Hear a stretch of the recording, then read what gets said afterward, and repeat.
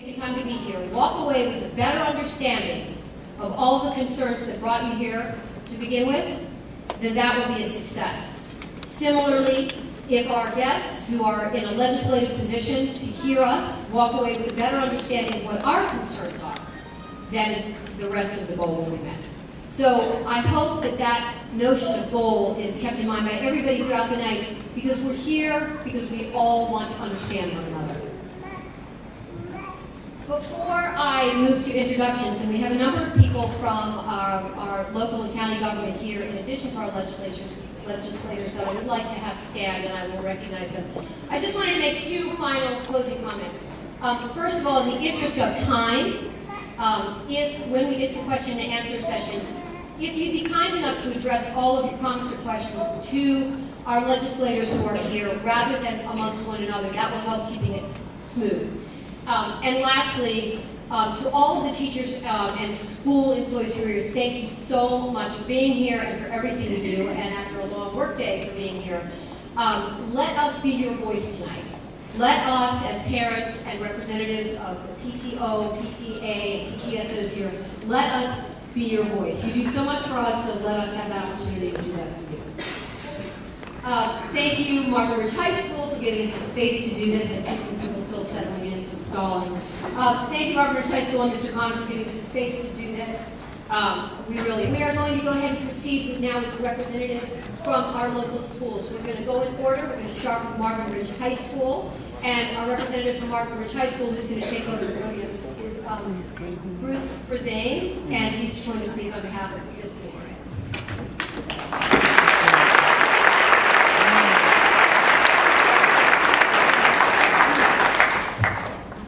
Thank you. Oh, we're all coming up. All right, let's see if we can get set up ready to go here. All right, we're going to try to keep this brief. First of all, thank you, our esteemed panel, for coming tonight. We appreciate you sharing your time, and all of you for turning out.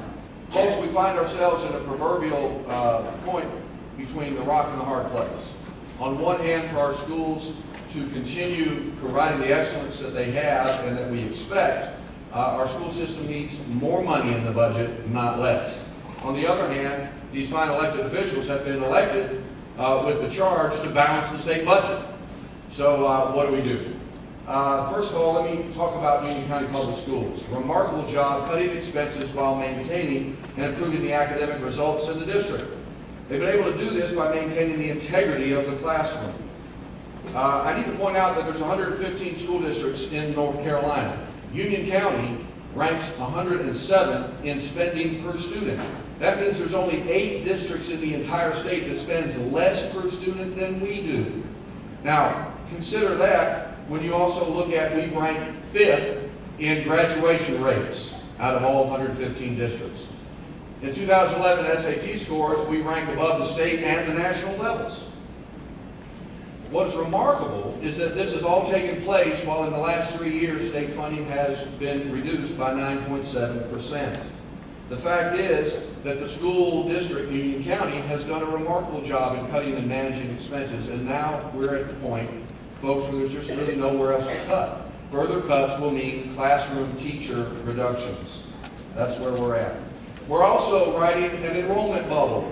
Our enrollment has increased over the last several years, and we are getting bigger. Marvin Ridge High School was built to house 1,600 students. We currently have 1,370 enrolled. In the next several years, we are projected growth to be up to 1,680.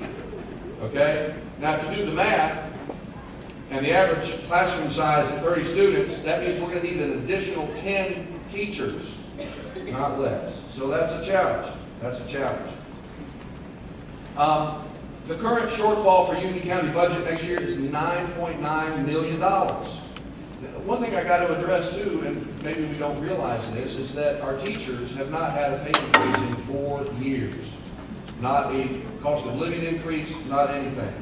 So if you're a bright, fantastic mind coming out of college and you just are called to teach and you're going to teach, and you go out there and you start teaching and you're making $30,000 a year with no prospect of a pay increase, how long, if you're that smart, are you going to be able to hang in there? We are losing some of our brightest and best teachers, the ones that are here and the ones that have not yet come. So maintaining the remarkable results that we have will be unsustainable. Now, my daddy always said, if you bring a problem, bring an idea into the solution. So I'm going to try to do that. Okay, give us some places to work. I would ask that, and we've looked at a lot of things, but I would ask that one thing that the legislature did last year was they put 5 days back into the classroom instruction time. Now, I believe we have, plenty of teachers' work days, but that time is extremely critical, especially to our elementary school teachers, for planning, professional development, and for parental communication. The students themselves came up with an idea. Put 5 minutes on each class, add 20 minutes to the day, and over the course of the year, you'll get 5 days of classroom instruction and then some, and give those 5 days back. The unintended consequence, I believe, and we're all aware of that term, was that it added additional transportation costs that was unbudgeted. I don't think that was the intention of the legislature, but at a time when funding has been cut, this added expense is an added burden, and we believe that there might be a better way to do that. Please, and I've heard this from some of our residents who come from other states, we have to ensure that the state education lottery funds are used for education and not otherwise dipped into or reappropriated. That's what the citizens of North Carolina voted for, and we need to preserve that if we do have that. Pay for performance incentives for districts. We always hear for how do you get the scores up, what do you do for good teachers, pay for performance and all this. What about school districts? Union County Public Schools, I don't believe, is getting our fair share.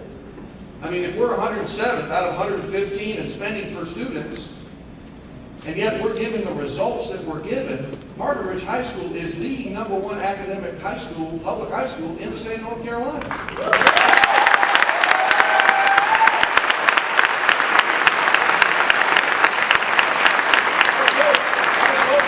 Great job, but we can't do that with expanding enrollments and less teachers, okay? That's a formula for disaster. Okay, let me recommend that the State Board of Education maybe send a team down to Union County, come up with some best practices that they can share with the other 108 school districts so they can figure out how we're doing it and save some money.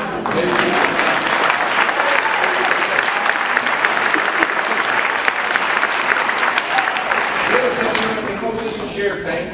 Thank the Union County Commissioners for being here. Folks, we need your help too. Almost 23% of our funding comes from the county. So we're going to expect and ask you to do your part to help out in this. We cannot afford this $10 million shortfall in the budget. The bottom line, folks, we got to work together. It is shared pain. There are tough economic times. Somehow, some way, for education, for our kids, for the future of the state of North Carolina, we have to find the money. Amen. I'm willing to work with any shareholder here to come up with solutions. Thank you very much.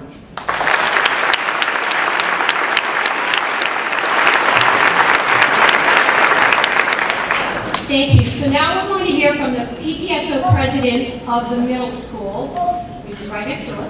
And so this is Colleen Reichard.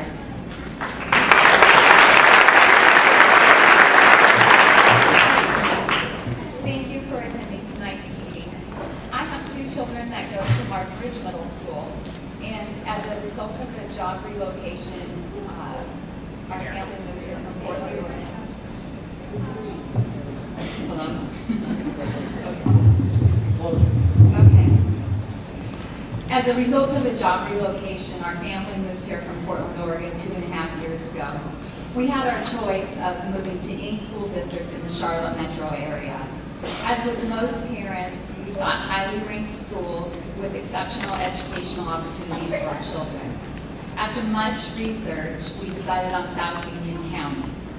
Our highly rated, exceptional Marvin Ridge School District drove our decision to purchase a home in this part of Waxhaw. We're so fortunate to have beautiful schools within close proximity to our neighborhoods, but in the end, a building is just a physical space. It's our teachers who make our schools the top-rated schools that they are. In short, the past and the contemplated future teacher salary cuts, cannot sustain a high-quality faculty. We decided to ask our teachers how the budget cuts to date had affected them personally and professionally. The responses were very insightful and quite moving. I wish I had time to read all of them.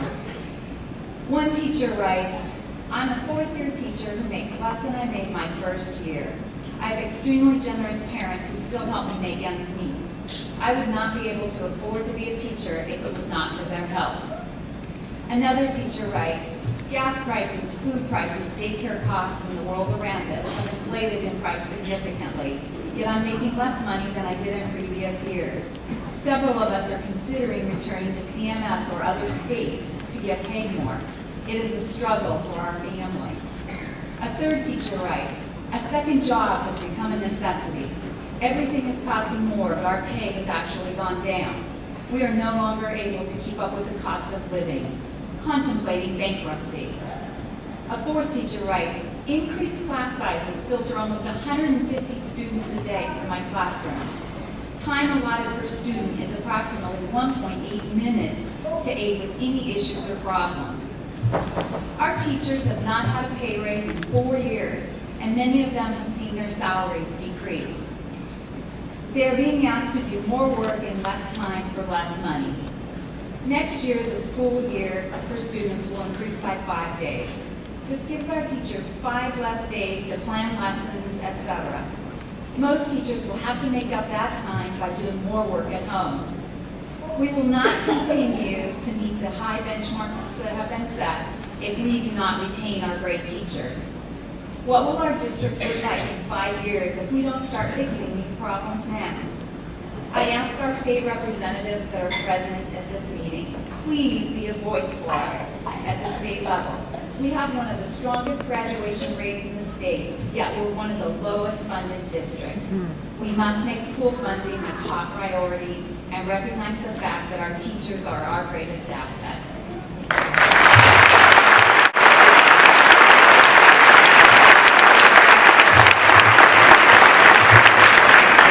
So now we're going to go to the 3 elementary schools in our cluster, and we're taking them just in alphabetical order because that just seemed logical. So speaking on behalf of the Marvin Elementary School, PTO is our president, Krista Haller.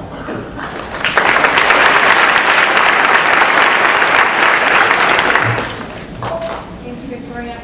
My name is Krista Haller, and I am the president of the PTO at Marvin Elementary. First of all, legislators, thank you so much for being here tonight.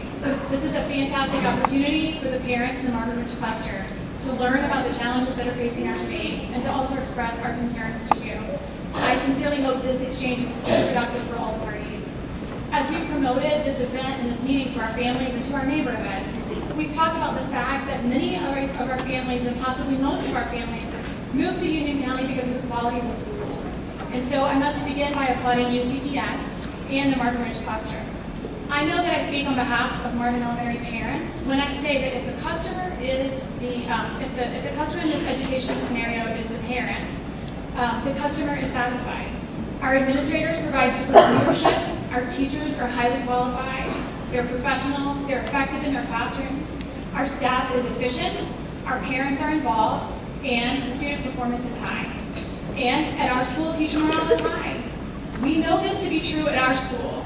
As teacher morale increases, so does student performance. But when teacher morale begins to decline, student performance goes right with it. Our families are concerned tonight because of 2 central issues. Those 2 issues are the addition of 5 extra instructional days to the school calendar, resulting in the loss of teacher work days next year, and the $9.9 million budget shortfall that will result in the loss of instructional support in our building next year. In short, the removal of virtually all the work days will negatively impact the quality of the lessons in our elementary classrooms. Elementary teachers use these days to prepare effective lessons, to collaborate with their colleagues, and to conference with parents. Research does not necessarily support that increasing instructional time will improve student performance. In fact, we believe perhaps the greatest factor driving student performance is a highly qualified teacher in every classroom, equipped with the tools necessary to do their job well, and not necessarily the number of hours that our children are spending in their classrooms. I urge you to do what Senator Tucker told the Marvin Elementary School Improvement Team that you would do. Take this issue up during the short session in May and eliminate the requirement for 5 extra instructional days. Students do not need 5 more instructional days. They do not need 10 or 20 more minutes in class a day. But most importantly, our teachers need their 5 workdays back to do the work that they must do. At this time of fiscal constraint, we need to refocus our efforts on how to keep these qualified teachers in our classrooms. Further reduction in teacher positions is going to result in larger class sizes. It's going to limit the ability of our teachers to differentiate learning within their classroom.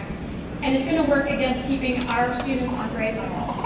Reduction in teacher assistant positions is going to limit the ability to meet all of our students' needs. Our assistants are not there for clerical work. They are critical instructional support in our classroom. Although our teachers are the instructional leaders in our classrooms, our assistants are a second set of eyes and hands to keep our students working on grade level. You're going to hear the parents say tonight that we believe our schools are at the tipping point.